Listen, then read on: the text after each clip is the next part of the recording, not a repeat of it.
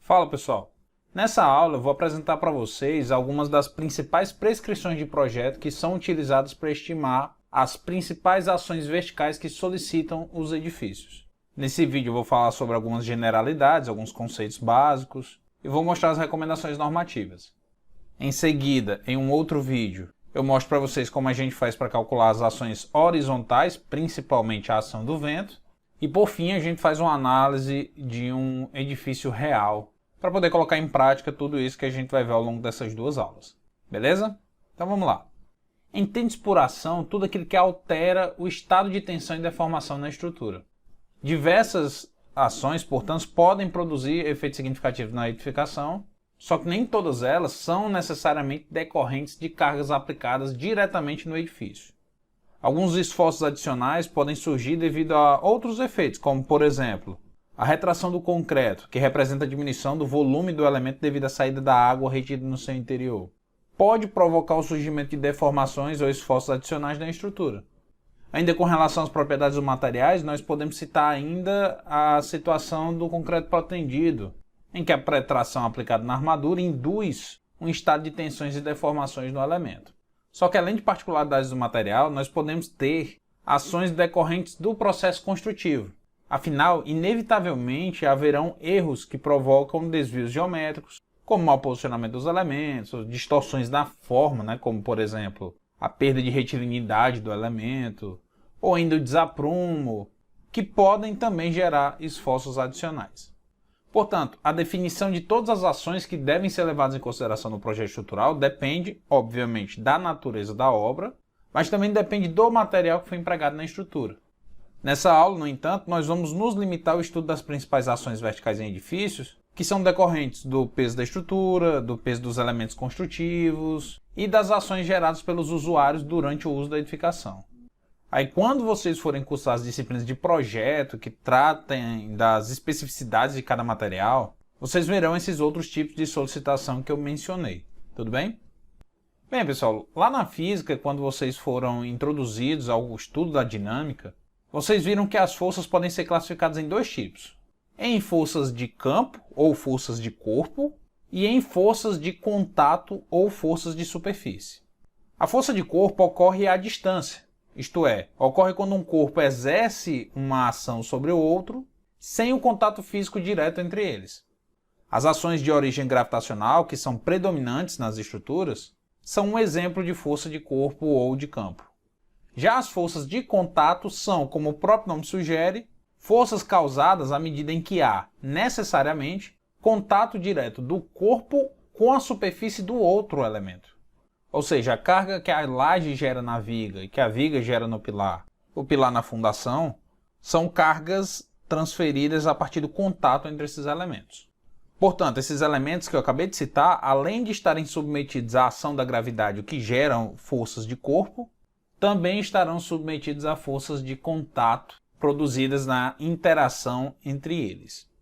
Essas forças geradas entre os elementos devem ser consideradas distribuídas pela área de contato entre os corpos.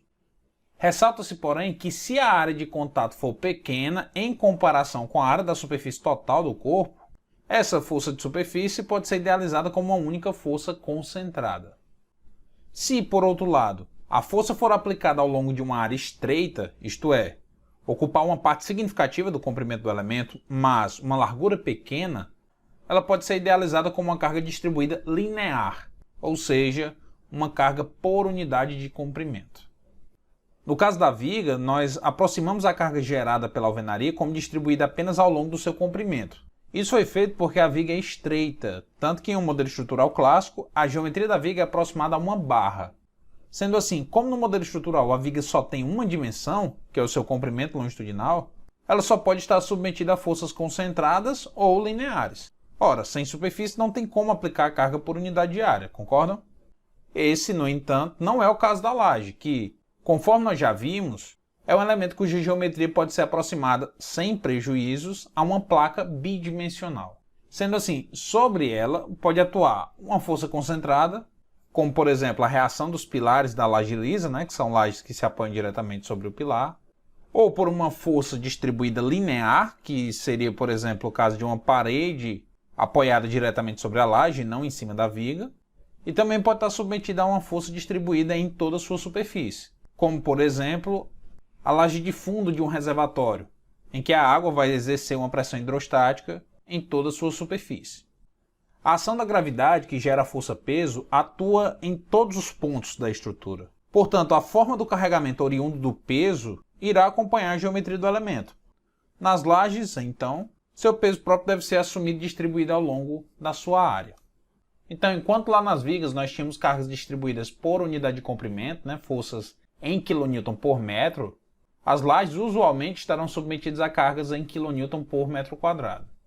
Então, pessoal, como é que a gente faz para calcular o peso próprio de uma laje maciça por unidade de área?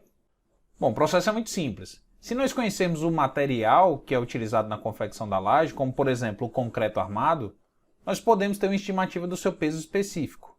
Para o concreto armado, por exemplo, a gente considera um peso específico de 25 kN por metro cúbico.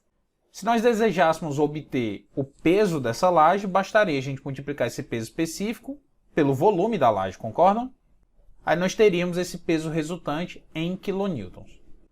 Porém, eu quero que esse peso seja obtido por unidade de área. Então, para tanto, basta a gente pegar esse produto do peso específico pelo volume e dividir pela área na qual essa carga deve se distribuir. No caso, a área na qual essa carga deve se distribuir é dada pelo produto de Lx por Ly, que são os vãos da laje. Então, nós temos peso específico vezes o volume, que pode ser dado multiplicando a área da superfície da laje vezes a espessura. E dividir isso pela área. Então, corta a área com área e, basicamente, o que a gente precisa fazer para calcular o peso por unidade de área de uma laje maciça é multiplicar o peso específico do material pela sua espessura. É evidente, pessoal, mas não custa nada repetir, que esse cálculo só é válido porque a laje maciça é prismática, ou seja, ela possui uma espessura uniforme ao longo de toda a sua área. Se nós tivéssemos aqui, por outro lado, uma laje nervurada, em que nós temos vazios no interior da laje, nós não poderíamos simplesmente multiplicar a espessura da laje pelo peso específico do material. Isso é óbvio, né? E aí, nesse caso, o que a gente poderia fazer? Basicamente, empregar a mesma técnica. Calcular o volume da laje, o volume de concreto, portanto, que seria consumido ali, multiplicar pelo peso específico do material e dividir pela área no qual esse peso vai se distribuir. Entendido? Bom, já nas vigas, nós devemos considerar seu peso próprio como uma carga distribuída ao longo do seu comprimento. Lembrando, na idealização do comportamento da viga, a gente assume que ele é uma barra, ou seja, a gente representa a viga, embora tridimensional, por uma barra localizada no eixo geométrico da peça. Então, por isso, o peso deve se distribuir ao longo do seu comprimento. E aí a lógica para obter essa carga por unidade de comprimento é a mesma que a gente utilizou pela laje. Ou seja, se essa viga for de concreto, o que a gente pode fazer? Multiplicar o volume pelo peso específico do material para achar o peso resultante e em seguida a gente divide pelo comprimento longitudinal, que é a dimensão no qual esse peso deve ser distribuído. Então, como seria o volume? Seria B vezes H vezes L, aí vezes o peso específico do concreto, dividido por L. Portanto, o peso próprio de uma viga é dado da seguinte maneira. Como a ampla maioria das vigas de edifício são peças prismáticas, isto é, possuem seção transversal constante ao longo do seu comprimento, para encontrar o peso linear desses elementos, basta que a gente multiplique a área da seção transversal pelo peso específico do material. Nesse caso, como a seção é retangular, a gente multiplicou a base e a altura pelo peso específico do material. Beleza? Bom, pessoal, esses valores de referência de peso específico dos materiais de construção, que nós vamos utilizar para estimar as ações geradas devido ao seu peso, são estabelecidos em uma norma que trata das ações para o cálculo de estruturas de edificações. E já eu volto a falar sobre ela. Antes disso, é importante a gente ter em mente que as cargas que solicitam a estrutura podem ser classificadas em dois grandes grupos, o de cargas permanentes e o de cargas acidentais. As cargas ditas permanentes são aquelas que atuam na estrutura ao longo do tempo com intensidade e posição aproximadamente constantes, ou de pequena variabilidade. Ou seja, essas podem ser cargas devido ao peso próprio, ou aos pesos de elementos permanentemente ligados à estrutura, tais como elementos construtivos, pesos de equipamentos fixos, empuxos de água e de terra. Enfim, são, em linha geral, cargas associadas ao peso da estrutura e de seus componentes permanentes, como pisos, os tetos, as tubulações, revestimento, paredes, entre outros. E aí, conforme eu estava falando, a NBR 6120 prescreve essas ações mínimas que devem ser consideradas no cálculo de estruturas de edificações. Aqui são alguns valores trazidos pela norma que eu acabei de citar, de peso específico de materiais de construção. Como eu citei no exemplo anterior, o concreto armado possui um peso específico de 25 kN por metro cúbico, já o aço possui um peso de 78,5 kN por metro cúbico, e lá na norma tem muitos outros pesos de materiais usualmente empregados na construção civil. E aí, pessoal, eu já comentei com vocês em outra ocasião que é extremamente conveniente que a gente adote a massa como unidade de força para que a gente possa ampliar um pouco da nossa percepção, a nossa sensibilidade das ações na realidade. Por exemplo, se eu digo que em uma laje nós temos uma carga de 1,5 kN por metro quadrado, fica difícil da gente assimilar. Porém, se eu digo, a carga que atua nessa laje é de cerca de 150 kg por metro quadrado. Ou seja, nós temos um pouquinho mais do que o professor em cada metro quadrado dessa laje. Para que os físicos não fiquem com muita raiva da gente, a gente usa o termo tonelada-força ou quilograma-força, que nada mais é do que a mesma tonelada e o mesmo quilo. A diferença é que a gente está utilizando essas massas como unidade de força. Outra coisa. Os valores que são estabelecidos pela norma admitem a gravidade como sendo 10 metros por segundo ao quadrado, não é 9,81 não. Ou seja, 25 kN por metro cúbico, que é o peso específico aqui do concreto, representa 2.500 kg por metro cúbico, ou seja, 2,5 toneladas. Se nós pegarmos um cubo de 1 metro por 1 metro por 1 metro de concreto armado, nós teremos um peso de 2,5 toneladas, beleza? Bom, enquanto as cargas permanentes atuam durante toda a vida útil da estrutura, outras, como o vento, por exemplo, podem atuar de maneira esporádica. Estas são denominadas cargas acidentais, que são cargas que possuem variações significativas em relação à sua média, tanto na magnitude quanto na localização, que podem ou não ocorrer na estrutura. Então, como exemplos de cargas acidentais, nós temos as decorrentes da ação de ocupação da edificação, ou seja, a carga gerada pelos usuários e pelos móveis dispostos por esses usuários. Nós temos ainda cargas de frenagem ou de aceleração de veículos, a ação do vento, como eu já citei, temperatura, terremoto, entre outras, beleza? As cargas de utilização dos edifícios, que são a carga gerada por nós, usuários, ao transitar em um piso de uma edificação, são comumente chamadas de sobrecargas, beleza? Então, sempre que vocês virem lá o termo sobrecarga, nós costumamos associá-los às cargas de utilização. Enfim, claramente essa carga pode variar tanto na sua magnitude quanto na localização. Imagina, a gente projeta uma edificação aí para 50 anos. Seria impossível a gente identificar qual o peso das pessoas que vão transitar naquela laje, quais posições ela vai ocupar ao longo de todo esse período. Então o que a gente faz, na verdade, é ter uma estimativa conservadora da carga máxima que provavelmente será produzida pelo uso pretendido e pela ocupação do prédio. Embora seja fato que essas sobrecargas de utilização possam mudar de posição, elas são supostas uniformemente distribuídas. Essa mesma hipótese, porém, não é adotada lá no projeto de pontes. Nestas, a gente faz um estudo das cargas móveis, que é o que a gente vai abordar lá na última parte dessa disciplina. Isso porque, pessoal, o efeito gerado pela mudança de posição que nós, usuários, ocupamos numa laje, tem uma influência diminuta frente às demais ações que incidem sobre a edificação.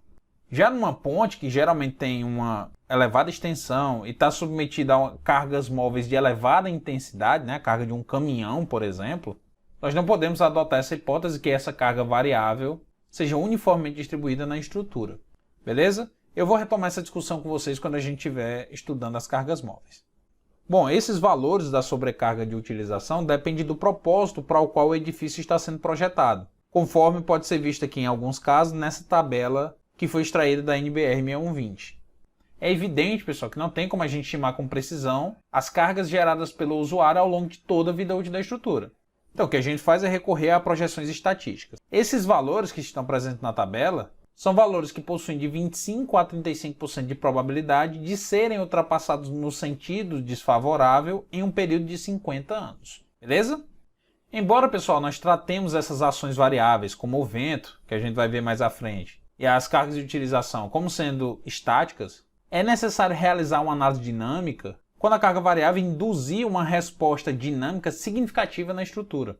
Por exemplo, no projeto de um estádio de futebol, o fato da torcida entoar cantos e pular de forma harmônica pode induzir, por exemplo, o efeito de ressonância.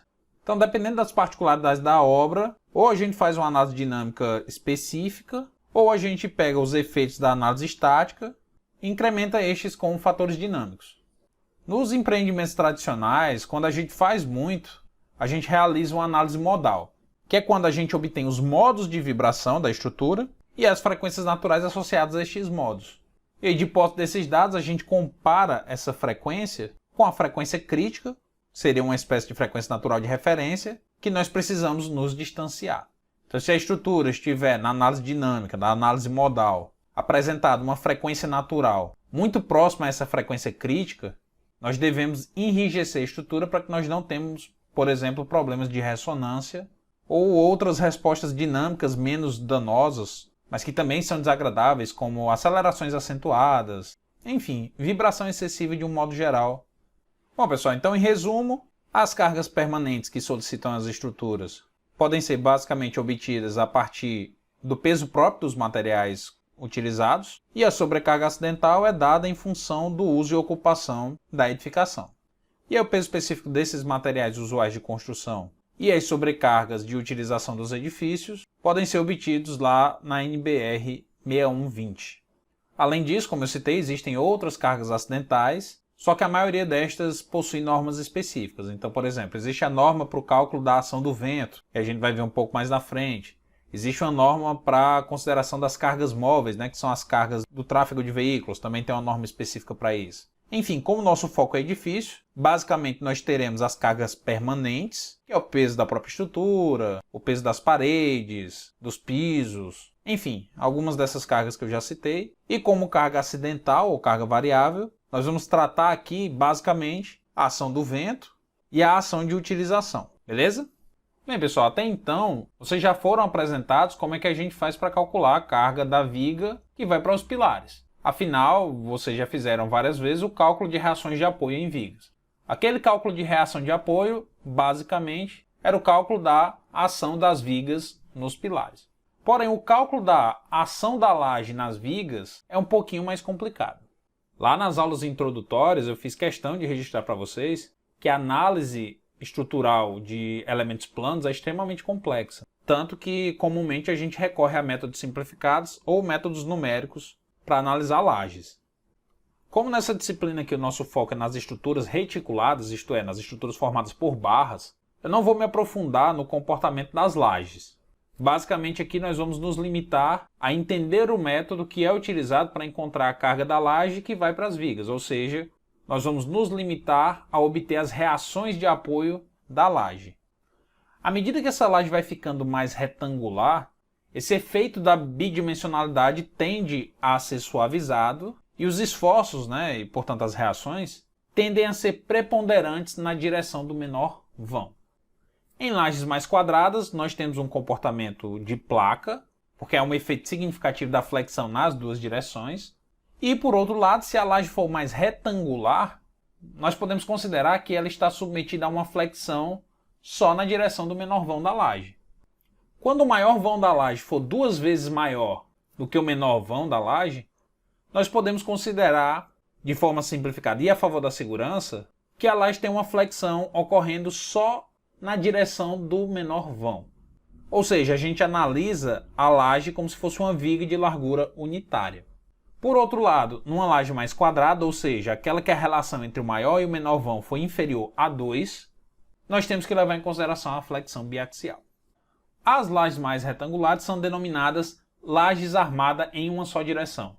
E esse armada, pessoal, não tem relação com as armaduras não, ok? Da laje de concreto.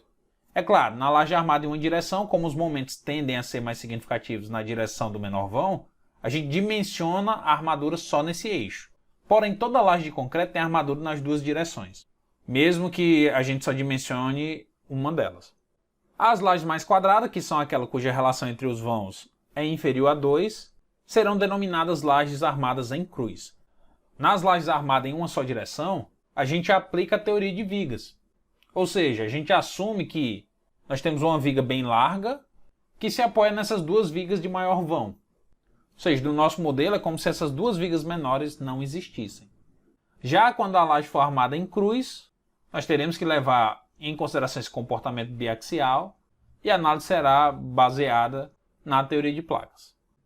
Bom, então como eu estava falando, na laje armada em uma só direção, do ponto de vista do equilíbrio, nós não precisamos considerar nenhuma reação nas vigas paralelas ao menor vão. Essas vigas, por sinal, podem sequer existir em muitas situações.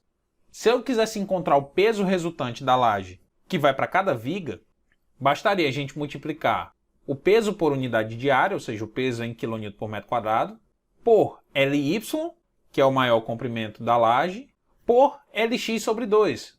Afinal, essa é a área de influência de cada viga dessa. Só que como eu quero uma carga em função do Ly, ou seja, eu quero uma carga por unidade de comprimento da viga maior, cujo comprimento é Ly, a gente deve deixar em função dessa dimensão. Então, ao invés de multiplicar o P por Lx sobre 2 e Ly, a gente multiplica só por Lx sobre 2 e deixa o carregamento na viga em função de Ly. Beleza? Bom, diz que as vigas paralelas ao menor vão não precisam, do ponto de vista do equilíbrio, receber carga. Só que se existirem essas vigas, é usual a gente considerar algum carregamento para o dimensionamento delas. Esse carregamento, é óbvio, é uma reserva de segurança, né? Um carregamento adicional que decorre dessa nossa aproximação da laje se apoiar só em uma das suas direções. O valor recomendado para as vigas paralelas ao vão é de 25% do carregamento total. Ou seja, nós teríamos um peso resultante igual a carga por metro quadrado, ou seja, a carga P, vezes Lx vezes Ly, isso nos daria a carga resultante. Só que eu vou dividir essa carga por 2 porque nós temos duas vigas paralelas ao menor vão. Então, PLX Ly dividido por 2. E aí nós vamos assumir 25% desse valor como uma reserva de segurança para essas vigas. Então, a carga que vai ser recebida pela viga do menor vão será igual a 0,25, que é 25%, de PLX vezes Ly, que é resultante da carga distribuída, dividido por 2 porque nós temos duas vigas. Ora, só que nas vigas a gente não pode considerar a carga como concentrada. Então a gente pega esse peso e distribui ao longo do comprimento da viga, que no caso da viga do menor vão possui comprimento Lx. Então por isso a gente divide aqui por Lx também. Simplificando essa expressão, a carga da laje que se distribui nas vigas paralelas ao menor vão será igual a 25% da carga total por metro quadrado que incide na laje, vezes o maior vão dividido por 2. É o mesmo raciocínio do cálculo da carga que vai para as vigas perpendiculares ao menor vão, né? É como se eu estivesse dividindo esse carregamento para uma área de influência de Ly sobre 2 para cada viga e multiplicando isso por 25%, porque, como eu falei, é um adicional a favor da segurança para prevenir a nossa aproximação de que a laje só se apoia em uma das direções, ok? Já no caso das lajes armadas em cruz, nós vamos utilizar a teoria das linhas de ruptura, que também é denominada teoria das charneiras plásticas, para delimitar as áreas de influência de cada uma das vigas que servem de apoio para a laje. Essa teoria, pessoal, considera o equilíbrio da laje no momento em que ocorre a sua ruína. Observa-se que a ruptura de uma laje mais quadrada se dá ao longo das suas diagonais e no centro a ruptura é paralela ao maior vão. Obviamente nós não vamos nos aprofundar na teoria que valida a utilização desse método e por isso eu só vou dizer como ele funciona. Então é o seguinte, a quantidade de carga que vai para cada viga é feita a partir da área de influência que é delimitada pelas linhas de ruptura desse tipo de laje. A angulação dessas linhas de ruptura vai ser definida de acordo com a vinculação e eu vou mostrar para vocês as prescrições que descrevem esses ângulos daqui a pouco. Então, pessoal, a teoria das charneiras plásticas vai ser utilizada para definir as áreas de influência de cada viga e, conhecida essa área de influência, a gente pode multiplicar pela carga por unidade de área para obter a reação da laje nas vigas. Obviamente, pessoal, no estado elástico, a ação das lajes na viga ocorre por meio de carregamento com intensidade variável ao longo do comprimento e não uniforme. Só que isso não é fácil de determinar. E, além disso, dificulta o cálculo dos esforços das vigas, Então, de modo simplificado, a gente considera que a ação das lajes nas vigas se faça de maneira uniforme, ok?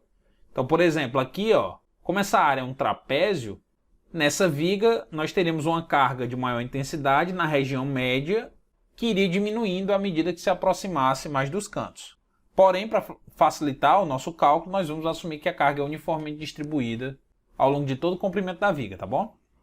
E para calcular o valor do carregamento é simples. Nesse caso aqui, ó, nas vigas paralelas ao maior vão, basta a gente pegar o peso por unidade de área, que é esse valor P, pela área do trapézio, que é essa áreazinha aqui de influência, o que nos dará uma carga resultante, né, concentrada.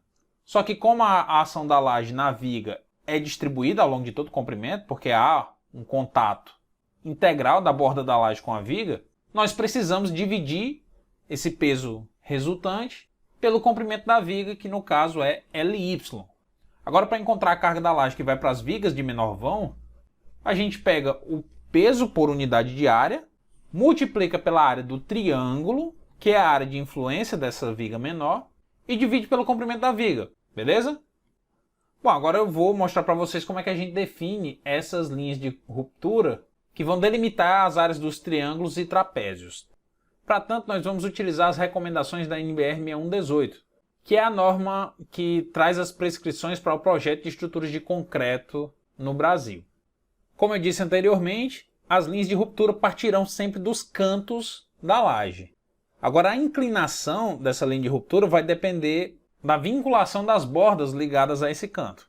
Quando nós tivermos duas bordas com apoios do mesmo tipo, a linha de ruptura vai partir a 45 graus. Ou seja, se eu tiver uma borda simplesmente apoiada e outra borda simplesmente apoiada, ou, por exemplo, duas bordas engastadas, a linha de ruptura partirá desse vértice inclinada a 45 graus.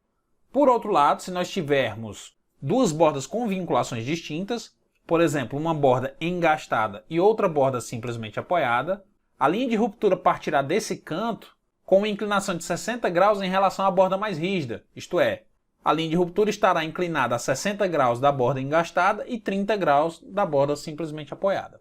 Beleza? Por fim, se nós tivermos uma borda livre, ou seja, sem apoio, né, uma borda em balanço, a linha de ruptura deve partir a 90 graus do apoio. Bom, ó, vejamos aqui essa laje da esquerda.